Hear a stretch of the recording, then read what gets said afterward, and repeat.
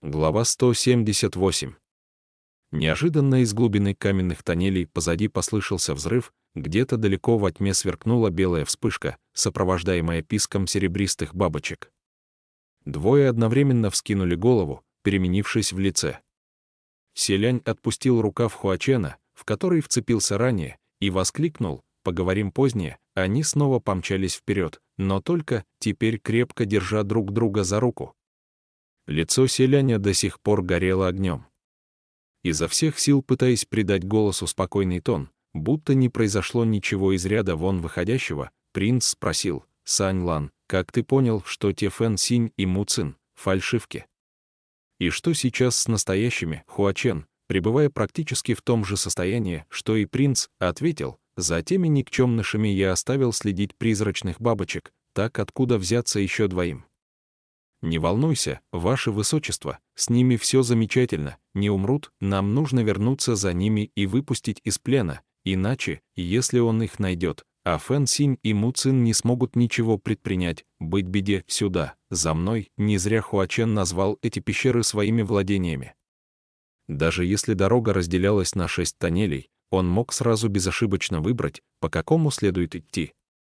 И вскоре они вернулись в грот, из которого ранее ушли. Уже издалека послышались голоса небожителей, осыпающих друг друга взаимными обвинениями. «Зачем ты велел его высочеству бежать? Видишь теперь, что случилось? Он просто его забрал, а что я должен был делать? Позволить ему стоять на месте и ждать, пока он попадет в лапы злодея, чего? Да ты же просто хотел, чтобы он отвлек внимание Хуачена». Вот и все. Селянь почувствовал себя ужасно неловко, слушая их. Оказавшись в гроте, принц увидел 2 огромные куколки, висящие на стене, которые успевали переругиваться и при этом разрывать белые путы зубами. Заметив принца, Фэн Синь и Му Цин от потрясения даже позабыли выплюнуть шелковые нити изо рта, прошамков: «Как тебе удалось спастись?» Шляпа селяня все еще валялась там, где он ее обронил. Принц поскорее поднял доули и нацепил на спину. Белые нити отпустили пленников, спрятавшись в темноту, и оба небожителя кулем свалились на землю, и без того изрядно потрепанные. А стоило им увидеть, как за спиной селяня из тени показался Хуачен, их лица аж скривились, видимо, оба решили, что сейчас вновь начнется бой, и им опять достанется. Фэн Синь только собирался схватить селяня и завести себе за спину, когда принц на их глазах взял Хуачена за руку. «Фэн Синь, ваше высочество!» Хуачен уже направился дальше. «ГГ, сюда!» «Но разве те двое решились бы пойти следом, ваше высочество? Почему ты теперь с ним?» — спросил Фэн Синь. Му Цин же буркнул: «Я же говорил, его одурачили до полной потери разума», но селянь не стал с ними спорить, только мягко, но уверенно сжал ладонь Хуачена и сказал: «Некогда объяснять. Нужно уходить отсюда. За нами гонится враг». Когда принц сжал его руку, взгляд Хуачена блеснул, он с улыбкой произнес: «Советую вам поменьше тратить время на болтовню. Следуйте за нами, и все. Я в добром расположении духа, и пока не стану с вами припираться». От такого на лицах обоих небожителей отразилось явственное нежелание верить своим ушам, их чувства в тот миг поистине трудно было описать одним словом. Фэн Синь и Му Цин, со своей стороны, никак не могли понять, почему селянь, словно ничего страшного не случилось, вдруг опять пошел за этим проклятым жутким демоном, который преследовал его 800 лет. При этом целыми днями думая о вещах, о которых даже рассказывать никому нельзя. Это ведь самая настоящая игра с огнем, когда и самому сгореть недолго. Му Цин, все еще обуреваемый сомнениями, в итоге приметил другую важную деталь: ты упомянул врага. Но это пещера 10 тысяч божеств, владение Хуачена, откуда здесь взяться врагам? Это враг порезал Хуачену лицо. Боюсь, тех, кто способен ранить собирателя цветов под кровавым дождем, под этим небом не так уж много найдется. Селянь ответил: это безликий бай. Едва услышав имя, Фэн Синь и Му Цин переменились в лице. Затем, не проронив больше ни слова, направились за селянем. Поскольку им как никому другому было известно, селянь мог выбрать любой повод для шутки, любой предлог для обмана, но только не в случае с этим существом. И обознаться принц также не мог, только не он. Совсем недавно между небожителями и Хуаченом произошла стычка, а теперь они снова неслись в едином порыве по тоннелям пещеры 10 000 божеств. «Объясни, наконец, что произошло!» — воскликнул на бегу Муцин. Селянь рассказал им, как юноша в белых одеждах обернулся ими двумя, и это известие потрясло обоих до глубины души.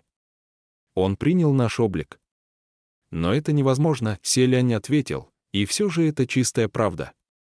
В суматохе я не успел рассмотреть как следует, но с первого взгляда от вас было не отличить. Фэн Синь изумленно спросил, но как вышло, что безликий Бай до сих пор жив?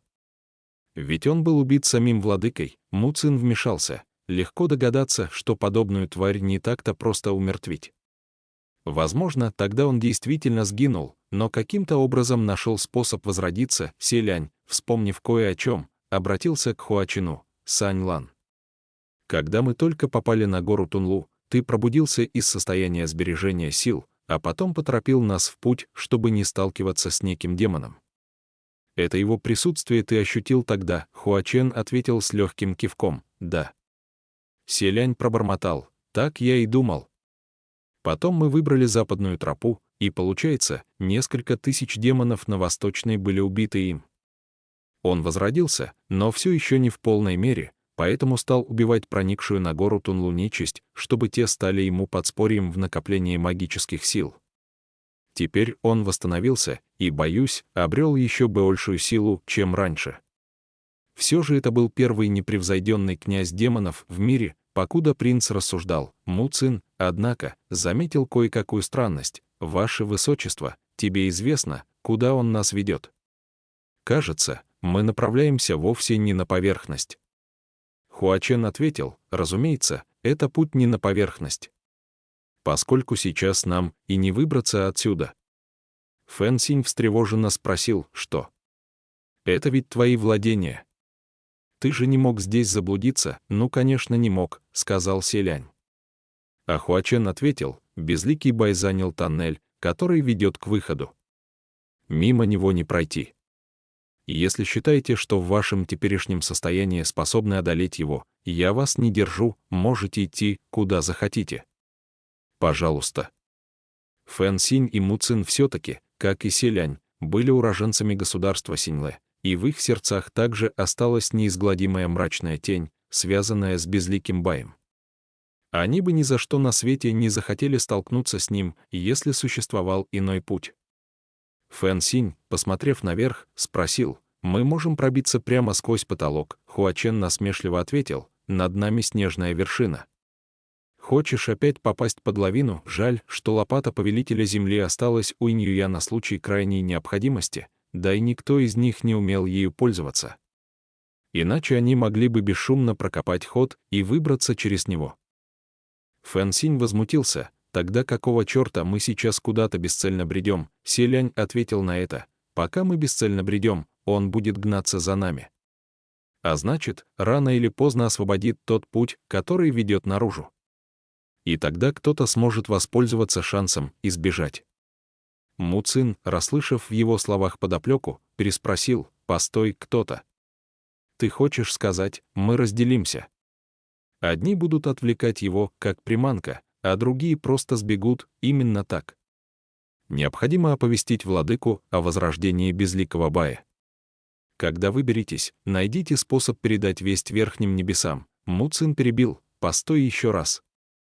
Значит, ты уже решил, кто станет приманкой, а кто сбежит?» Селянь покачал головой со словами, «Не я. Безликий Бай решил». Муцин все понял и замолчал. И ведь правда, за кем будет погоня, решать не им. А если среди четверых и выбирать того, кому безликий Бай питает наибольший интерес, то это наверняка окажется Селянь. Фэн Синь без раздумий выпалил, «Я останусь с тобой, сразимся с ним». Прежде, если случалось что-то серьезное, Селянь отправлял Муцина с известием, тогда как Фэн Синь оставался рядом в качестве поддержки. Теперь, похоже, обстоятельства вновь развивались в таком ключе, однако Селянь, посмотрев на Хуачена, возразил, «Благодарю. Но в этом нет нужды. Со мной останется Сань Лан. У Фэн Синя вырвалось: как ты можешь оставить его? Он же, брови Хуачена чуть дрогнули, нахмурившись, но Селянь поспешил ответить: могу. Я ему верю. Он говорил мягко, но при этом настолько убежденно в своем решении, что Фэн Синь невольно застыл. Ваше Высочество. Селянь хлопнул его по плечу. Уходите вместе. Гора Тунлу уже запечаталась, и мы даже не знаем, получится ли у вас покинуть ее территории. К тому же, вам ведь нужно было отыскать Ланчан и ее сына. От напоминания лицо Фэн Синя сделалось пепельно-серым. С узора на одном из наручий Хуачена слетела призрачная бабочка. «Следуйте за ней», — велел он. Двое небожителей посмотрели на Хуачена, потом на Селяня, и в конце концов Муцин бросил лишь: «Будьте осторожны», затем сразу развернулся и направился за серебристой бабочкой, исчезнув в другом тоннеле. Спустя мгновение Фэн Синь последовал за ним. Они разделились на этой развилке. Только Селянь успел посмотреть им вслед, как издали вновь донесся грохот взрыва. Принц и Хуачен переглянулись. «Он идет», — мрачно произнес Хуачен. «Веди меня», — отозвался Селянь. Существо в белых одеждах действительно нацелилось на Селяня. Хуачен на всем пути их бегства выставлял заслоны из призрачных бабочек, чтобы между ними и преследователем всегда оставалось какое-то расстояние. В то же время малютки помогали наблюдать за происходящим в разных частях лабиринта. Каждый раз взрывы и писк призрачных бабочек заставляли Хуачена помрачнеть. У Селяня тоже при этих звуках сердце обливалось кровью. Они то и дело сворачивали, петляя по тоннелям, и когда вновь оказались в каменном гроте, принц не удержался от замечания: как же это? Мы потеряли так много серебристых малюток. О бабочках Хуачена в мире ходила недобрая молва, но для Селяня они были всего лишь милыми и послушными маленькими духами. И сейчас, когда бабочки то и дело, рой за роем, жертвовали собой, только чтобы задержать врага хоть на мгновение, принц не мог не печалиться по ним. Но Хуачен лишь холодно усмехнулся, взгляд его сделался будто способным пронзить каменную скалу, а голос — уверенным и сильным. «Не волнуйся. Он убьет одну, я создам еще десяток. Как бы стремительно он ни наступал, я вовек не остановлюсь. Посмотрим, кто первый не вынесет битвы». Его слова необъяснимо тронули сердце Селяня, и он про себя пробормотал: «Плохи мои дела, совсем плохи». Хуачен вовсе не специально показал столь серьезный настрой. Это получилось само по себе, но принц почувствовал, что просто не может устоять перед его столь яростной и мятежной уверенностью. Спустя еще несколько мгновений Хуачен замедлился, будто получил какое-то известие, и сказал Селяню: «Мы его отвлекли. Те двое скоро смогут выбраться». «Отлично. Теперь мы можем, не торопясь, придумать способ, как ему противостоять». «Да». Срочность отпала. Мы оторвались от него на приличное расстояние, спрячемся здесь и как следует обдумаем ответные действия. Но в тот же миг между ними вдруг воцарилась неловкая тишина. Эта неловкость вовсе не походила на ту, которая возникает, если кто-то опозорился. Ее скорее можно назвать легким смущением. До этого момента им приходилось бежать от жуткой твари, да и присутствие Фэн Синя и Муцина несколько сглаживало ощущение неловкости. Ранее принц произнес: «Поговорим позднее», но теперь, когда они оба смогли остановиться и передохнуть, настало это позднее, и ни один не знал, о чем сейчас поговорить. Селянь тихо кашлянул и потер пальцем щеку, однако сейчас любое действие казалось ему неподходящим. Он хотел было заговорить, но беспокоился, что скажет нечто неподобающее, и его слова прозвучат глупо или же наигранно. Оставалось надеяться, что Хуачен заговорит первым. Однако тот стоял с совершенно непроницаемым лицом, словно старательно обдумывал план противостояния врагу. Впрочем, трудно сказать, действительно ли его занимали именно эти мысли, поскольку заведенные за спину руки Хуачена, казалось, слегка подрагивали. Как раз в этот момент они проходили мимо одной из божественных статуй. Большая часть изваяний в пещере 10 000 божеств в точности повторяла облик принца, но это оказалось погрубее и размером меньше в половину. Селянь походя стянул покров с головы статуи, его глаза тут же сверкнули. «Сань Лан, это тоже создал ты?» — спросил принц. Хуачен, поглядев на статую, промолчал. Лишь спустя некоторое время дал ответ: «Работа из ранних, когда я еще не набил руку». «Не смотри, ГГ». И он наверняка не лгал, поскольку эта статуя вышла поистине уродливой. По ней было видно, что резчик прилагал все усилия, чтобы воссоздать идеальный образ, существующий в воображении, но ему явно не хватало мастерства, поэтому результат оставлял желать лучшего. Конечно, статую нельзя было назвать полным провалом, черты лица вышли довольно ровными, однако пропорции головы не соответствовали телу, и улыбка смахивала на признак слабоумия. Но даже несмотря на это, Хуачен со всей тщательностью воссоздал все детали. Поэтому Селянь и смог увидеть в изваянии образ воина, радующего богов. Даже его коралловая сережка виднелась на положенном месте. Селянь молча зажал себе рот и отвернулся. Чтобы сохранить как можно более естественное выражение, он с силой потер лицо. Хуачен, не находя других слов, повторил: «Ваше Высочество, не смотри», и вознамерился вновь скрыть облик статуи. Селянь тут же воскликнул: «Не пойми превратно. Я правда думаю, что она очень милая, но, если поразмыслить, Хуачен ведь изобразил принца, а значит, называя статую милой, Селянь невольно назвал милым самого себя». Подумав, что болтать подобное с серьезным видом — настоящее бесстыдство, принц не удержался от смешка.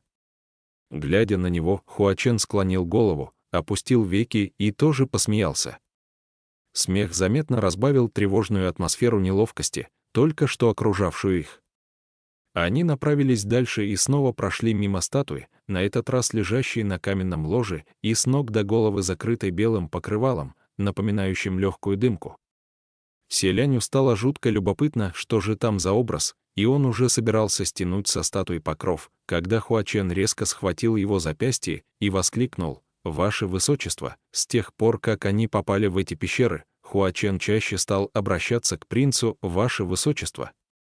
Селянь поглядел на него, и Хуачен снова выпустил его руку, которую только что схватил, при этом движения его сделались слегка напряженными. «Я ведь уже знаю, что это моя статуя. Все еще нельзя взглянуть?» — спросил Селянь.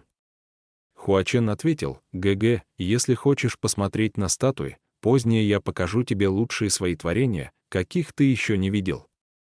А те, что находятся здесь, забудь о них». Селянь с непониманием поинтересовался: «Почему же?» «Я считаю, что все статуи в этих пещерах вышли просто отличными. Правда, они очень хороши. Если я не увижу их, то буду искренне сожалеть». Кстати говоря, та фреска, к удивлению принца, Хуачен тут же перебил: «Я ее уничтожу». Видя, что он сделал шаг, будто и впрямь решил притворить замысел в дело, Селянь поспешно его удержал. «Нет, нет, нет. Зачем же ее уничтожать, потому что я увидел, что на ней? Ладно, ладно, я признаюсь. Если честно, я рассмотрел лишь самую малость, только шествие на празднике фонарей, да несколько отрывков времен войны. Я еще очень многое не увидел, Фэн Синь и Му Цин не позволили. Так что я не имею понятия, что ты на ней изобразил. Не нужно ее уничтожать». Хуачен лишь после этих слов развернулся к нему. Правда, Селянь, держа его за руку, со всей искренностью заверил: «Правда. Если не хочешь, я не стану смотреть, вот и все». Кажется, Хуачен едва заметно выдохнул с облегчением. Затем с улыбкой произнес: «Да и нет там ничего интересного. Если пожелаешь взглянуть на какие угодно картины, просто скажи, и я нарисую их для тебя». После такого ответа Селяню стало еще любопытнее. И все же он не хотел, чтобы Хуачен сам уничтожил ту драгоценную фреску, поэтому пришлось сдержать любопытство. Пройдя еще несколько шагов, принц вдруг нахмурился: что-то тут не так.